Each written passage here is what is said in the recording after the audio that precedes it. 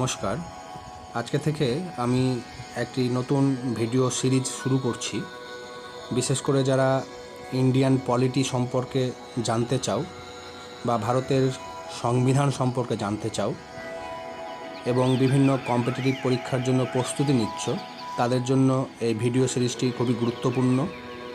এছাড়াও MDC paper হিসাবে যারা ইন্ডিয়ান কনস্টিটিউশন লিখেছ, তাদেরও খুব কাজে লাগবে। এর এক দীর্ঘ সিলেবাস আছে, আমি সিলেবাসটা নিয়ে পরে আলোচনা করব।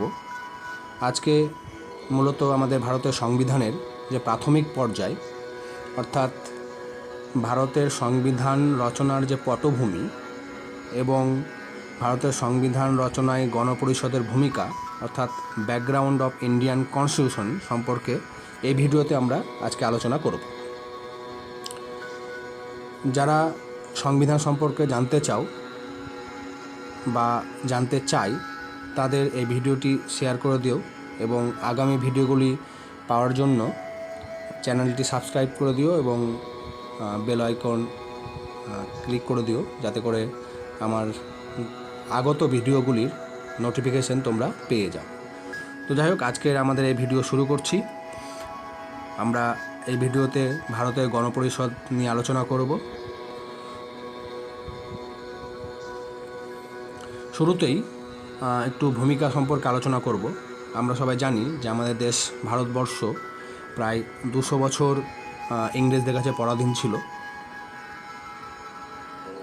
বিভিন্ন সময় বিভিন্ন সংগ্রামের দ্বারা, বিশেষ করে ভারতবর্ষে তোমরা সবাই জানো যে 1857 সালের যে সিপাহী বিদ্রোহ, যেটি মহাবিদ্রোহের রূপ নিয়েছিল, আবার যাকে ভারতের প্রথম স্বাধীনতা সংগ্রাম বলা হয়, তখন থেকেই ভারতীয়দের মধ্যে ইংরেজদের বিরুদ্ধে এক ক্ষোভের সঞ্চার হয়েছিল। যদিও ভারতবর্ষে ইংরেজরা ব্যবসা করার নাম করে এসেছিল, কিন্তু এখানে ভারতবাসীদের সহজ সরলতা, উদারতার সুযোগ নিয়ে তারা এখানে শাসক হিসাবে নিজেদের প্রতিষ্ঠিত করতে সফল হয়েছিল এবং বিভিন্ন রকমভাবে বিভিন্ন সময় ভারতীয়দের শোষণ করেছে, শাসন করেছে, অত্যাচার করেছে, নির্যাতিত করেছে। এর ফলে 1857 সালের সময় থেকেই ইংরেজদের বিরুদ্ধে ভারতীয়দের একটা ক্ষোভ সঞ্চার হতে শুরু হয় এবং তারপর থেকে বিভিন্ন সময় বিভিন্ন আন্দোলনের মাধ্যমে, বিভিন্ন সংগ্রামের মাধ্যমে, বিভিন্ন বিপ্লবীদের জীবন বলিদানের মাধ্যমে, ভারতের স্বাধীনতা সংগ্রামীদের আত্মবলিদানের মাধ্যমে আমরা 1947 সালে 15ই আগস্ট স্বাধীনতা লাভ করি। যদিও সেই স্বাধীনতা ছিল খণ্ডিত স্বাধীনতা।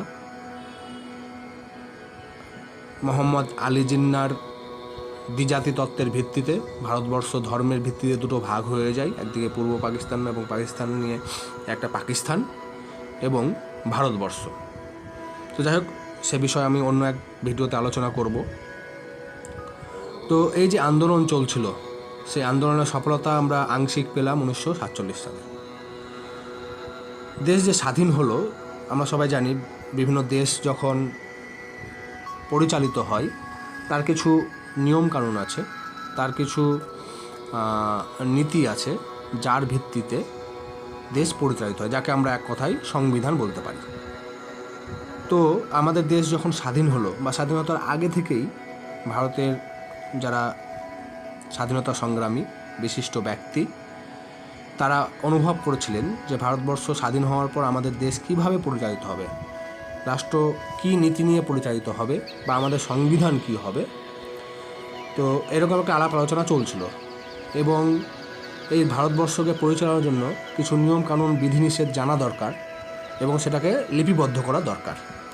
আর এই উদ্দেশ্যের জন্যই ভারতবর্ষে সংবিধান রচনার জন্য একটা সংস্থা গঠন করা হয়, যার নাম হয় গণপরিষদ। অর্থাৎ ভারতবর্ষ পরিচালনার যে নিয়ম নীতি, নিয়ম কানুন, বিধিনিষেধ যেগুলো লিপিবদ্ধ করা হবে, কে করবে? একটা সংস্থা করবে। সেই সংস্থার নাম হচ্ছে গণপরিষদ।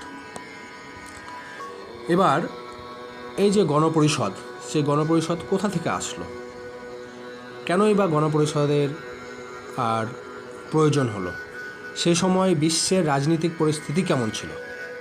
তো আমরা সবাই জানি যে ইংরেজরা শুধু ভারতবর্ষেই নয়, সারা বিশ্বে তাদের রাজত্ব কায়েম করেছিল, তাদের সাম্রাজ্য বিস্তার করেছিল।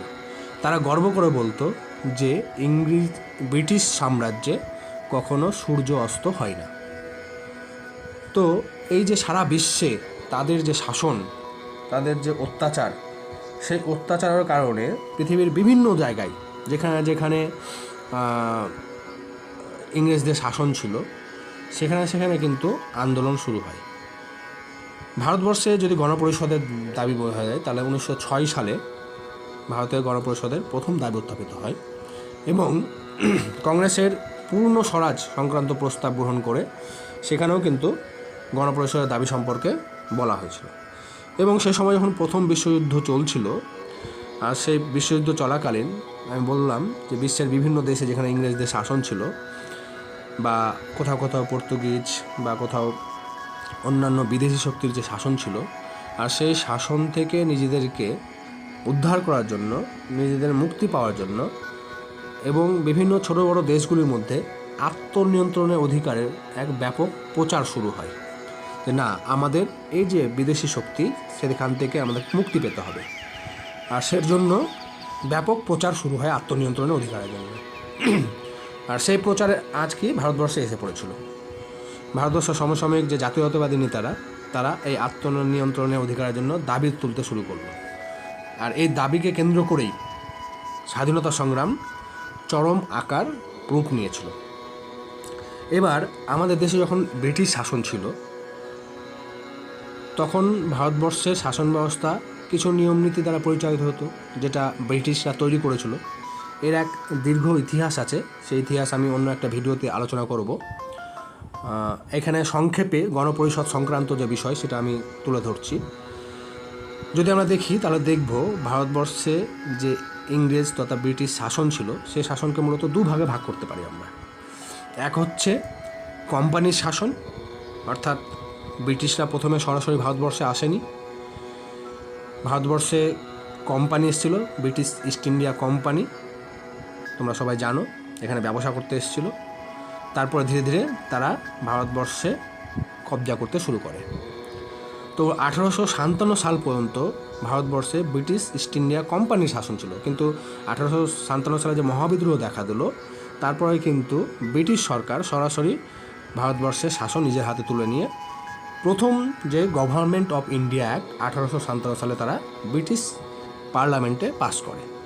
তারপরে বিভিন্ন সময় 1947 সাল পর্যন্ত বিভিন্ন অ্যাক্ট, কখনো কাউন্সিল অ্যাক্ট, কখনো গভর্নমেন্ট অফ ইন্ডিয়া অ্যাক্ট, এগুলো পাশ করে সেই সমস্ত অ্যাক্ট অনুসারে ভারতবর্ষে তারা শাসন পরিচালনা করত। এর মধ্যে কয়েকটা গুরুত্বপূর্ণ যেগুলো ভারতের সংবিধানের সাথে অর্থাৎ গণপরিষদে যুক্ত, সেগুলো আমি এখানে তুলে ধরেছি। এই সালগুলো মনে রাখবে, এগুলো পরীক্ষাতে অনেক সময় আসে।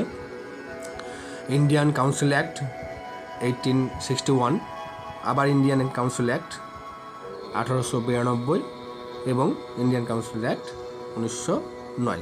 অর্থাৎ একবার এই অ্যাক্ট পাস করার পর কিছুদিন চলার পরে আবার নতুন করে সেই অ্যাক্ট পাস করা হয়। তারপরে গভর্নমেন্ট অফ ইন্ডিয়া অ্যাক্ট 1919 সালে আর পাস হয়। তো এই সমস্ত আইন প্রণয়নের সময় ভারতীয়দের কিন্তু কোনো ভূমিকা ছিল না। এই সমস্ত আইন প্রণয়নে ব্রিটিশদেরই ভূমিকা ছিল, তারা তাদের মতো করে এই আইন প্রণয়ন করেছিল। এবার আমরা সবাই জানি যে ভারতবর্ষে যে স্বাধীনতা সংগ্রাম চলছিল তার যে একমাত্র প্ল্যাটফর্ম ছিল তৎকালীন কংগ্রেস। তো সেই কংগ্রেস আমাদের গণপরিষদ ভূমিকায় গুরুত্বপূর্ণ ভূমিকা পালন করেছে। গণপরিষদের দাবিতে কংগ্রেসের যে ভূমিকা, বিভিন্ন সময় বিভিন্ন সম্মেলন, বিভিন্ন নেতা নেত্রী তাদের বক্তব্য তুলে ধরার মাধ্যমে গণপরিষদের আর দাবি করেছে।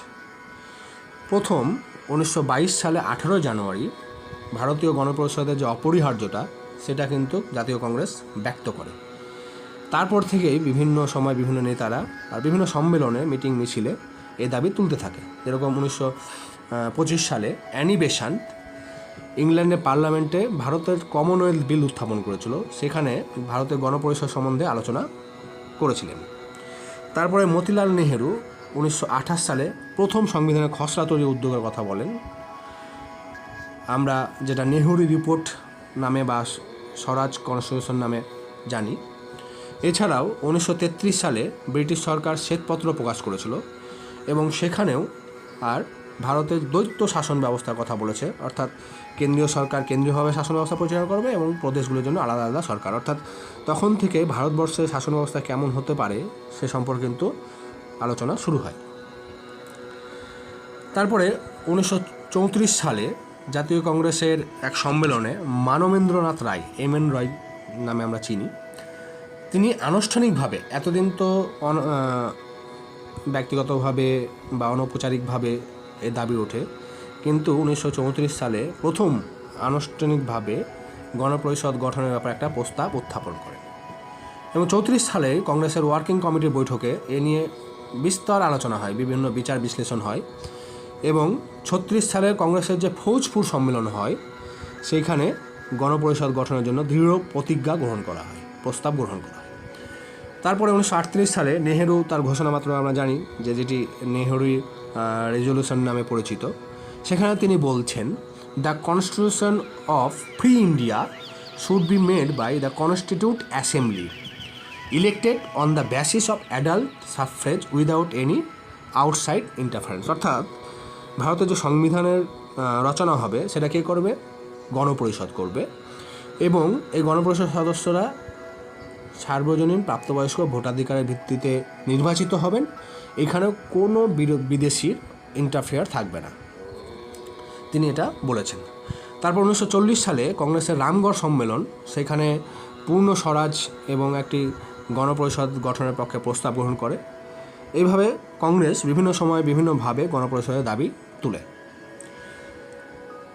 ব্রিটিশরাও দেখছে গণপরিষদের জন্য ভারতবর্ষে যেভাবে দাবি উত্থাপিত হচ্ছে বা ভারতবর্ষে স্বাধীনতা সংগ্রামীরা যেভাবে আন্দোলন শুরু করেছে, ভারতবর্ষে আর বেশি দিন শাসন করা সম্ভব হবে না, আর সেই কারণে ব্রিটিশরাও এই গণপরিষদ গঠনের জন্য বিভিন্ন সময় উদ্যোগ গ্রহণ করেছে। তার মধ্যে আমি কয়েকটা এখানে বিষয় তুলে ধরেছি।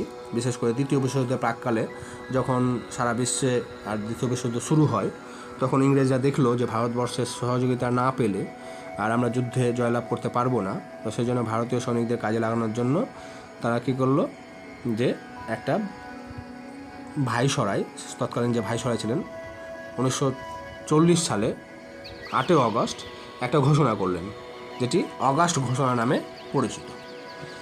এখানে ভারতের সংবিধান তৈরির বিষয়ে তুলে ধরা হয়েছিল এবং বলা হয়েছিল দ্বিতীয় বিশ্বযুদ্ধের পরে ভারতবর্ষের সংবিধান আর সভা গঠন করা হবে। 42 সালে প্রধানমন্ত্রী চার্চিল যুদ্ধকালীন মন্ত্রিসভার সদস্য ক্রিপসকে ভারতবর্ষে পাঠিয়েছিলেন, যেটি ক্রিপস মিশন নামে পরিচিত, যদিও সেটি ব্যর্থ হয়েছিল। ক্রিপস মিশন ভারতবর্ষে এসে বিভিন্ন গণপরিষদ ব্যাপারে পরামর্শ দিয়েছেন, নির্দেশ দিয়েছেন, কিন্তু জাতীয় কংগ্রেস সেটাকে মেনে নেয়নি, কারণ এখানে কোনো ভারতীয়দের অংশগ্রহণ ছিল না, এবং মুসলিম লীগ আগাগোড়াই মেনে নেয়নি, কারণ তারা পাকিস্তানের একটা আলাদা দাবি, ধর্মের ভিত্তিতে একটা আলাদা রাষ্ট্র দাবি করেছিল, যেটা ক্রিপস মিশন প্রথম দিকে সাপোর্ট করেনি। তো সেজন্য ক্রিপস মিশন ব্যর্থ হয়ে যায়, আর এই কারণে গান্ধীজি ক্রিপস মিশনকে post dated cheque on a cashing bank বলে সম্বোধন করেছেন। এইটা অনেক সময় আসে কোর্ট বিভিন্ন পরীক্ষাতে, মনে রাখবে। এরপরে কোপল্যান্ড প্ল্যান হিসাবে, এটা ল্যান্ড হয়ে গেছে, এটা প্ল্যান হবে, একটি পরিকল্পনা ভারতবর্ষে পাঠানো হয়, সেটাও ব্যর্থ হয়েছিল এবং দ্বিতীয় বিশ্ব যখন শেষ হলো এবং তারপরে 1945 সালে মে মাসে ইংল্যান্ডে একটা সাধারণ নির্বাচন অনুষ্ঠিত হয়, আর সেইখানে দেখা গেল শ্রমিক দল ক্ষমতা লাভ করে। শ্রমিক দল ক্ষমতা লাভ করার পরে তারা আগাগোড়াই ভারতবর্ষের স্বাধীনতার পক্ষে ছিল, আর সেই কারণে 1946 সালে ক্যাবিনেট মিশন নামে একটি মিশন ভারতবর্ষে পাঠান, যেখানে 3 জন সদস্য ছিলেন, যারা হলেন কি Lord Pethick Lawrence, Sir Stafford Cripps, Mister A.V. Alexander. এরা ক্যাবিনেট মিশনের সদস্য হিসেবে ভারতবর্ষে এসে গণপরিষদ গঠনের জন্য একটা প্রস্তাব দেন এবং সেই গণপরিষদ গঠনের সমস্ত রকম তারা ব্যবস্থা এবং সহযোগিতা করে। এই ক্যাবিনেট মিশনের সুপারিশ অনুসারে প্রত্যেক প্রভিন্স থেকে জনসংখ্যার অনুপাতে প্রতিনিধি নির্বাচন করা হয়, নির্বাচনের ব্যবস্থা করা হয় এবং প্রত্যেক 10 লাখ জনসংখ্যা পিছু একজন করে সদস্য নির্বাচিত হবে, যারা গণপরিষদের সদস্য হবে। এবার আমরা চলে আসবো গণপরিষদ গঠিত হয়েছিল কীভাবে, কাদেরকে নিয়ে, কতজনকে নিয়ে। তো ক্যাবিনেটের মিশনের যে প্রস্তাব সে অনুসারেই স্থির হয়েছিল 10 লক্ষ জনসংখ্যা পিছু একজন করে, সেখানে 389 জন সদস্য নিয়ে এই গণপরিষদ গঠিত হবে। এর মধ্যে 11টি, সে সময় যে 11টি ব্রিটিশ শাসিত রাজ্য ছিল সেখান থেকে আসবে 296 জন, এবং 93 জন আসবে বিভিন্ন দেশীয় রাজ্য থেকে, অর্থাৎ সে সময় যেগুলো ব্রিটিশদের আন্ডারে ছিল না, ছোট ছোট অনেক রাজ্য ছিল যেখানে স্থানীয় রাজারা শাসন করত, সেখান থেকেও আর 93 জন সদস্য আসবে। তো এই যে ব্রিটিশ ভারতের আসনগুলোকে সাম্প্রদায়িক ভিত্তিতেও আবার বিভক্ত করা হয়, যাতে সমস্ত সম্প্রদায়ের অংশগ্রহণ এখানে থাকে। মুসলিমদের জন্য 78টি আসন করা হয়েছিল, শিখদের জন্য 4টি, এবং বাকি সাধারণের জন্য 210টি আসন নির্দিষ্ট করা হয়। এছাড়াও 4 জন সদস্য আসবেন চিফ কমিশনার শাসিত প্রদেশ থেকে, যেমন দিল্লি, আজমের, মাওয়ারা, কুর্গো, ব্রিটিশ বালুচিস্তান, এখান থেকে 4 জন। এখান থেকে প্রশ্ন আসে। এরপরে ক্যাবিনেট মিশনের প্রস্তাব অনুসারে গণপরিষদ গঠনের জন্য 1946 সালের জুলাই মাসে নির্বাচন অনুষ্ঠিত হয়। সেই নির্বাচনে কংগ্রেস ব্যাপক সংখ্যাগরিষ্ঠতা লাভ করে, 208 আসন কংগ্রেস দখল করে, এবং মুসলিমদের জন্য যে সংরক্ষিত 78টি আসন ছিল এখানে বললাম, তার মধ্যে মুসলিম লীগ 73টি আসন পায়, এবং বাকি যে আসনগুলো ছিল ছোটো ছোটো বিভিন্ন দল সে সময় ছিল তারা লাভ করেছিল। এভাবে মোট 389টি আসন নিয়ে সদস্য নিয়ে ভারতের গণপরিষদ গঠিত হয়েছে। গণপরিষদে বহু বিশিষ্ট ব্যক্তি ছিল যারা নেতৃত্ব লিডিং পজিশনে ছিল, যাদের কথা বারে বারে উঠে আসবে। তাদের মধ্যে উল্লেখযোগ্য ছিলেন সর্দার বল্লভভাই প্যাটেল, পণ্ডিত জওহরলাল নেহেরু, B.R. আম্বেদকর, যিনি সংবিধানের জনক যাকে বলা হয়, যিনি খসড়া কমিটির চেয়ারম্যান ছিলেন, মৌলানা আবুল কালাম আজাদ, তেগ বাহাদুর শাস্ত্রী, শ্রী রাজগোপালাচারী, আল্লাদি কৃষ্ণস্বামী আয়ার, কে মুন্সি, এরাই মূলত প্রধান ভূমিকা পালন করেছিল। এরপরে গণপরিষদের নির্বাচন হলো। নির্বাচনের পরে বিভিন্ন অধিবেশনে ধীরে ধীরে বিভিন্ন আলাপ আলোচনার মাধ্যমে আমাদের সংবিধান রচনা করা হয়েছে। তো সেগুলো আমি এখন ধীরে ধীরে আলোচনা করব। প্রথম যে অধিবেশন হয়েছিল, এখান থেকে প্রশ্ন আসে 1946 সালে 20 নভেম্বর ভাইসরয় ওয়াহাভেল তিনি ঘোষণা করেন কি, যে 9 ডিসেম্বর নয়াদিল্লিতে গণপরিষদের প্রথম অধিবেশন হবে। তো 9 ডিসেম্বর কোথায় হবে মনে রাখবে, দিল্লির কনস্টিটিউশন হলে সকাল 11টায় প্রথম অধিবেশন বসে। এখান থেকে প্রশ্ন আসে। বৈঠকে কিন্তু মহাত্মা গান্ধী এবং মোহাম্মদ আলী জিন্নাহ, দুজন যারা লিডিং পার্সন ছিলেন তৎকালীন সমসাময়িক, তারা দুজনের কেউ উপস্থিত ছিল না। এই অধিবেশনে 211 জন মাত্র উপস্থিত ছিল। তৎকালীন কংগ্রেস সভাপতি JB কৃপালিনী তিনি প্রস্তাব রেখেছিলেন যে ফ্রান্সে যে পরম্পরা আছে সেই পরম্পরা অনুসারে অধিবেশনের প্রথম দিনে উপস্থিত যে সদস্যরা আছে তাদের মধ্যে সবচেয়ে বয়োজ্যেষ্ঠ যিনি ব্যক্তি সচ্চিদানন্দ সিংহ, তাকে সভাপতি করা হয়। যার যে নিয়ম বা ট্র্যাডিশন আমরা এখনও দেখি আমাদের সাধারণ নির্বাচনের পরে, লোকসভা নির্বাচনের পরে পার্লামেন্টে যিনি বয়োজ্যেষ্ঠ ব্যক্তি থাকেন তিনি সভাপতিত্ব করেন, তিনি যে দলেরই হোক না কেন। তারপরে একজন পার্মানেন্ট সভাপতি অর্থাৎ স্পিকার নির্বাচিত হন। তো সেই ট্র্যাডিশনকে, ফ্রান্সের পরম্পরাকে সামনে রেখে JB কৃপালিনী প্রস্তাব অনুসারে সচ্চিদানন্দ সিনহাকে সভাপতি করা হয়। তারপরে 11 ডিসেম্বর রাজেন্দ্র প্রসাদকে, তারপর দুদিন পরেই 11 ডিসেম্বর রাজেন্দ্র প্রসাদকে গণপরিষদের স্থায়ী সভাপতি হিসাবে নির্বাচিত করা হয়, এবং HC মুখার্জিকে সহসভাপতি হিসাবে নির্বাচিত করা হয়, এবং BN রাও, এখানেও প্রশ্ন আসে, সংবিধানের পরামর্শদাতা হিসাবে নিযুক্ত করা হয়। ভারতের সংবিধানের পরামর্শদাতা কে ছিলেন? তিনি ছিলেন BN রাও। 13 ডিসেম্বর জওহরলাল নেহরু ভারতকে স্বাধীন সার্বভৌম সাধারণতন্ত্র হিসাবে উল্লেখ করে একটি প্রস্তাব উত্থাপন করেন। এই প্রস্তাবে অবজেক্টিভ রেজলিউশন নামে পরিচিত আমরা সবাই জানি, যা সংবিধানের প্রস্তাবনার প্রাথমিক ভিত বলা হয় যাকে। এই প্রস্তাব, আমি যখন সংবিধানের প্রস্তাবনা নিয়ে আলোচনা করব তখন এই বিষয়ে বিস্তারিত আলোচনা করব। সেখানে জনগণের বিভিন্ন আশা আকাঙ্ক্ষা এবং সংখ্যালঘুদের স্বার্থের কথাও বলা হয়, এবং এই প্রস্তাবটি 22 ডিসেম্বর অনুমোদিত হয়। কে মুন্সি কার্য পরিচালনা সম্পর্কিত কমিটির প্রতিবেদন 21 ডিসেম্বর সভায় পেশ করেন, এবং প্রথম অধিবেশন 23 ডিসেম্বর শেষ হয়।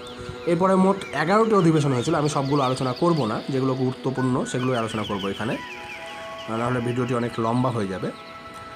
দ্বিতীয় এবং তৃতীয় চতুর্থ অধিবেশন, সে সময় ব্রিটেনে সরকার পরিবর্তন হয়, নতুন প্রধানমন্ত্রী হন এটলি 1947 সালের 20 ফেব্রুয়ারি।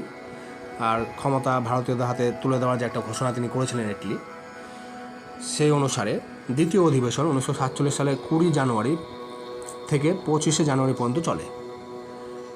সে সময় বেশ কতগুলি কমিটি গঠন করা হয়েছিল। গণপরিষদ একটা বৃহৎ সংস্থা। গণপরিষদ তো আর সংবিধান রচনা করতে পারবে না, তো সেজন্য বিভিন্ন ছোট ছোট কমিটি, যাদেরকে বিভিন্ন বিষয়ে দায়িত্ব দেওয়া হয়েছিল, বিভিন্ন স্টাডি করার জন্য, বিভিন্ন সার্ভে করার জন্য, আলাপ আলোচনা করার জন্য বিশিষ্ট ব্যক্তিদের নিয়ে বিভিন্ন কমিটি। তার মধ্যে কেন্দ্রীয় ক্ষমতা সম্পর্কিত কমিটি, মৌলিক অধিকার সম্পর্কিত পরামর্শদাতা কমিটি, কার্যনির্বাহী কমিটি। এরপরে তৃতীয় অধিবেশন বসা হবে 1947 সালে 22 এপ্রিল এবং 2রা মে পর্যন্ত চলে। সেখানেও এই যে কমিটিগুলো গঠন করা হয়েছিল, আর সেই কমিটিগুলি প্রতিবেদন পেশ করে।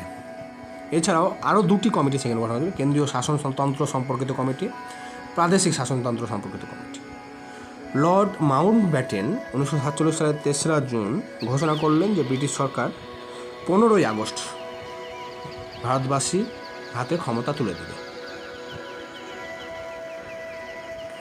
লর্ড মাউন্টব্যাটেন, এটি মাউন্টব্যাটেন প্ল্যান নামে পরিচিত। এই প্রস্তাবে ব্রিটিশ সরকার ভারতের পার্টিশন স্বীকার করে নিয়েছিল, যেটি মোহাম্মদ আলী জিন্নাহ ধর্মের ভিত্তিতে, দ্বিজাতি তত্ত্বের ভিত্তিতে 2টি দেশে ভাগ হবে। আর সেই কারণেই যেটি 15 তারিখে ভারতবর্ষের স্বাধীনতা ঘোষণা করার কথা ছিল, সেটা 1947 সালে 14ই আগস্ট মধ্যরাতে করা হয়েছে। গণপরিষদের 4র্থ অধিবেশন বসেছিল 1947 সালের 14 জুলাই এবং এই অধিবেশন 31 জুলাই পর্যন্ত চলেছিল। আর এর মধ্যেই ভারতবর্ষে যে মাউন্টব্যাটেন পরিকল্পনা, সেটা গ্রহণ করা হয়। এই মাউন্টব্যাটেন পরিকল্পনা অনুসারে লর্ড মাউন্টব্যাটেন 1947 সালে 3রা জুন ঘোষণা করলেন যে ব্রিটিশ সরকার 15ই আগস্ট ভারতবাসীর হাতে ক্ষমতা তুলে দেবেন। আর সেই অনুসারেই 1947 সালে 14ই আগস্ট মধ্যরাত্রে ভারতীয়দের হাতে, অর্থাৎ ভারতবাসীর পক্ষে গণপরিষদের হাতে ক্ষমতা তুলে দেওয়া হয় এবং পাকিস্তানের জন্য আলাদা গণপরিষদ গঠন করা হয়, যার কারণে আমাদের গণপরিষদের সদস্য সংখ্যা 389 থেকে কমে 308 এসে দাঁড়ায়। এভাবে 1947 সালে 15ই আগস্টের পর থেকে ভারতবর্ষের যে গণপরিষদ, সেই গণপরিষদ সার্বভৌমত্ব লাভ করে, অর্থাৎ তার আগে পর্যন্ত ইংরেজদের অধীনেই ছিল। ফলে ভারতবর্ষের প্রথম যে পার্লামেন্ট, সেই পার্লামেন্ট গণপরিষদকেই বলা হয়। যখন সংবিধান রচনার জন্য অধিবেশন বসতো, সেখানে রাজেন্দ্র প্রসাদ সভাপতিত্ব করতেন এবং আইন তৈরির অধিবেশনে জি.ভি. মাভলঙ্কর আর সভাপতিত্ব করতেন। গণপরিষদের পঞ্চম অধিবেশন কবে বসে? 1947 সালে 14ই আগস্ট মধ্যরাত্রে, যেখানে ভারতীয়দের হাতে ইংরেজরা ক্ষমতা হস্তান্তর করে এবং 29 আগস্ট পর্যন্ত এই অধিবেশন চলে। এই গণপরিষদের মধ্যে সংবিধান রচনায় খসড়া কমিটির গুরুত্বপূর্ণ ভূমিকা ছিল, কারণ খসড়া কমিটি যে সংবিধানের মূল খসড়া, সেটা গঠন করেছিল। তো সংবিধান সভা মোট 8টি কমিটি গঠন করেছিল, এর মধ্যে খসড়া কমিটি ছিল অন্যতম। 29 আগস্ট 1947 সালে ভারতের সংবিধান তৈরির জন্য খসড়া কমিটি গঠিত হয় এবং ডক্টর বি.আর. আম্বেদকরকে এই খসড়া কমিটির সভাপতি নিযুক্ত করা হয়। এছাড়াও 6 জন বিশেষ ব্যক্তি, তাদেরকেও এখানে যুক্ত করা হয়। মোট 7 জন সদস্য নিয়ে কমিটি গঠিত হয়। তাদের মধ্যে বিশিষ্ট ছিলেন Alladi Krishnaswami Ayyar, N Gopalaswami, K M Munshi, Syed Mohammad Saadulla, B L. Mitra, D P. Khaitan. কিন্তু এর মধ্যে আবার 2 জনকে পরবর্তীতে চেঞ্জ করা হয়। বি.এল. মিত্রের সদস্যপদ বাতিল হয়ে যায়, সেখানে এন মাধব রাওকে সদস্য হিসাবে নির্বাচিত করা হয় এবং কয়েকদিন পরে জি.পি. কৈতানের মৃত্যু হওয়ার কারণে সেখানে টি.টি. কৃষ্ণমাচারীকে আর নতুন সদস্য হিসাবে নিযুক্ত করা হয়। 1947 সালের 4 নভেম্বর থেকে সংবিধানের কাজ শুরু হয় এবং 48 সালের ফেব্রুয়ারি মাস পর্যন্ত এই কাজ চলে। 1948 সালে 21 ফেব্রুয়ারি সংবিধানের এই খসড়া মোট 315টি ধারা এবং 13টি তফসিল নিয়ে তৈরি করা হয়। তারপরে এই খসড়াটি বিভিন্ন সমসাময়িক তৎকালীন যে বিখ্যাত সংবাদ মাধ্যমগুলি আছে, সেগুলোর মাধ্যমে জনগণের সামনে তুলে ধরা হয় এবং বিভিন্ন ব্যক্তির কাছ থেকে, জনগণের কাছে, সংস্থার কাছ থেকে সংশোধনী প্রস্তাব চাওয়া হয়। আর যার ফলে 7,365টি সংশোধনী প্রস্তাব আসে খসড়া কমিটির কাছে। তার মধ্যে 2,473টি সংশোধনী নিয়ে গণপরিষদ আলাপ আলোচনা করে, কারণ এতগুলো সংশোধনী নিয়ে সম্ভব নয়, কিছু কিছু কমন ছিল। গণপরিষদের 1948 সালের 15 নভেম্বর থেকে 1949 সালের 17 অক্টোবর পর্যন্ত খসড়া সংবিধানের প্রতিটি ধারা নিয়ে পুঙ্খানুপুঙ্খ আলোচনা চলে। এই যে প্রস্তাবগুলো এসছে সংশোধনী, সেগুলো নিয়ে পুঙ্খানুপুঙ্খ আলোচনা চলে, ডিবেট চলে, প্রশ্ন উত্তর চলে। তারপরে 1949 সালের 16 নভেম্বর সংবিধানের দ্বিতীয় পাঠ সেটা শেষ হয়। এরপরে প্রস্তাবটি সর্বসাকুল্যে 1949 সালের 26 নভেম্বর গ্রহণ করা হয়। এই চূড়ান্ত খসড়া 395টি ধারা এবং 8টি তফসিল নিয়ে গঠিত, যেটা 13টি ছিল সেটা কমে 8টি হয়েছে। গণপরিষদের সভাপতি হিসাবে রাজেন্দ্র প্রসাদের খসড়াটি স্বাক্ষর করেন এবং এই সংবিধান রচনা করতে সময় লেগেছিল 2 বছর 11 মাস 18 দিন। কিছু কিছু বইয়ে 17 দিনও আছে, তোমরা অপশানে যেটা পাবে সেটা করবে। এক কথায় প্রায় 3 বছর সময় লেগেছিল এবং 11টি অধিবেশন বসছিল এবং সর্বসাকুল্যে সরকারি কার্যকারী যে দিন সেটা ছিল 165 দিন, বিভিন্ন ছুটি ছাটা বা বিভিন্ন কারণে। আর এই দিন সংখ্যা অ্যাকচুয়াল যে ওয়ার্কিং ডে সেটা 165 দিন।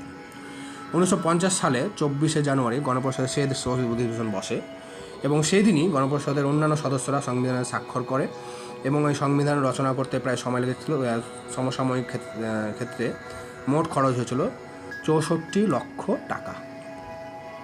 আরও কিছু এখান থেকে প্রশ্ন আসে, আমি এখানে এই স্লাইডে তুলে ধরেছি। 1950 সালে 26 জানুয়ারি থেকে আমাদের এই সংবিধান কার্যকারী হয়, সবাই তোমরা জানো, যেটি প্রজাতন্ত্র দিবস নামে আমরা পালন করি, বা সাধারণতন্ত্র দিবস হিসাবে। প্রজাতন্ত্র আমি বলবো না, কারণ ইংরেজ নাই, রাজা নাই, প্রজা থাকে না, তো সাধারণতন্ত্র হিসাবে আমরা পালন করি। 26 জানুয়ারি দিনটিকে বেছে নেওয়া হয়েছিল কারণ এই সময় 1930 সালে 26 জানুয়ারি ভারতবর্ষের প্রথম স্বাধীনতা দিবস পালন করা হয়েছিল। সেই কারণেই 26 জানুয়ারিটাকে গুরুত্ব দেওয়ার জন্য 1950 সালে 26 জানুয়ারি দিনটিকে সংবিধান কার্যকারী দিন হিসাবে বেছে নেওয়া হয়েছিল। আর এই কারণে এটাকে প্রজাতন্ত্র বলবো না, সাধারণতন্ত্র দিবস হিসাবে পালন করা হয়। এছাড়াও 1947 সালে 22 জুলাই জাতীয় পতাকা গ্রহণ করা হয়েছিল। 1950 সালে 24 জানুয়ারি জাতীয় সঙ্গীত নির্ধারণ করা হয়। 1950 সালে 24 জানুয়ারি ভারতের প্রথম রাষ্ট্রপতি নির্বাচিত হন। আমাদের যে মূল সংবিধান সেটা হিন্দি এবং ইংরেজি উভয় ভাষাতেই ছিল। প্রেম বিহারী নারায়ণ রায়জাদা প্রায় 6 মাস ধরে এটি লিখেছিলেন সুন্দর করে। সংবিধানের প্রতিটি পৃষ্ঠায় আচার্য নন্দলাল বসু বিভিন্ন ধরনের ভারতের ঐতিহ্য, পরম্পরা, সংস্কৃতির বিভিন্ন চিত্রাঙ্কন করেছিলেন, যদিও বর্তমান ভারতের সংবিধানে এই চিত্রগুলির অনেকগুলোই সরিয়ে দেওয়া হয়েছিল। প্রথম পৃষ্ঠা যিনি চিত্রাঙ্কিত করেছিলেন তিনি ছিলেন তারই শিষ্য রাম মনোহর সিনহা। আমাদের সংবিধান রচনা হওয়ার পরেও এই সংবিধান নিয়ে অনেক সমালোচনা এসেছে, কখনো গণপরিষদের বিরুদ্ধে, কখনো খসড়া কমিটির বিরুদ্ধে। তো যাই হোক, কিছু সমালোচনা এখানে আমি তুলে ধরছি। আমরা যে সংবিধানের কথা বলছি, গণপরিষদ, সেই গণপরিষদের 10 লক্ষ জনসংখ্যা পিছু যে একজন করে সদস্য নির্বাচনের কথা সেখানে বলা হয়েছিল, সেই অনুসারে আমরা দেখলাম ফাইনালি শেষমেশ সারা ভারতবর্ষের মাত্র 14% মানুষের প্রতিনিধিত্ব সেখানে ছিল। সবাই সেখানে ভোট দিতে পারেনি, সবাই নির্বাচনে অংশগ্রহণ করতে পারেনি, সেই জন্য অনেকে সমালোচনা করেছে। দ্বিতীয়ত হচ্ছে উচ্চবিত্ত মানুষের এখানে প্রতিনিধি, সাধারণ খেটে খাওয়া মানুষের এখানে কোনো অংশগ্রহণ ছিলই না। জমিদার, মুষ্টিমেয়, শিল্পপতি, ব্যবসায়ী, আইনবিদ, শিক্ষাবিদ, রাজনীতিবিদ এদেরই এখানে প্রাধান্য ছিল, খেটে খাওয়া মজদুর সাধারণ মানুষের কোনো প্রাধান্য ছিল না। তৃতীয় সমালোচনা যদি বলি তাহলে বলবো এখানে সকল দলের প্রতিনিধি ছিল না। হিন্দু মহাসভা, সমাজতান্ত্রিক দল, অন্যান্য ছোটোখাটো দল ছিল, তাদের কিন্তু তেমন প্রতিনিধিত্ব এখানে ছিল না। এছাড়াও এইটা আইন ব্যবসায়ীদের স্বর্গরাজ্যে পরিণত হয়েছিল। এখানে 21 জন সদস্য যারা নেতৃত্ব দিয়েছিল তাদের মধ্যে বেশিরভাগই আইন বিশেষজ্ঞ, যেরকম আম্বেদকর, মুন্সি, আয়ার প্রমুখ। গণপরিষদের খসড়া কমিটির বিরুদ্ধে অনেক অভিযোগ উঠেছে, অনেকে একে ব্যঙ্গ করে ড্রিফটিং কমিটি বলেছে, কারণ সকলের মতদানের এখানে কোনো সুযোগ ছিল না। আম্বেদকর তার এর বিরুদ্ধে খুব অভিযোগ উঠেছে। আম্বেদকর গণপরিষদের অর্থাৎ সদস্যদের ছাত্র বলে মনে করতেন, যেটা কে.ভি. রাও যেটা প্রশ্ন তুলেছেন। কারণ বিভিন্ন সময় আম্বেদকর তার যুক্তি দেখিয়ে অন্যান্যদের মতকে আর প্রতিষ্ঠিত হতে দিত না, নিজের মত প্রতিষ্ঠা করত। এছাড়াও এই গণপরিষদে মোট 4 জন নেতা, কংগ্রেসের নেতা, যারা গুরুত্বপূর্ণ ভূমিকা পালন করছেন: নেহেরু, সর্দার বল্লভভাই প্যাটেল, রাজেন্দ্র প্রসাদ এবং মৌলানা আবুল কালাম। এই 4 জন ব্যক্তি আর সর্বসর্বা ছিলেন। এছাড়াও কংগ্রেসের একচেটিয়া প্রাধান্য ছিল।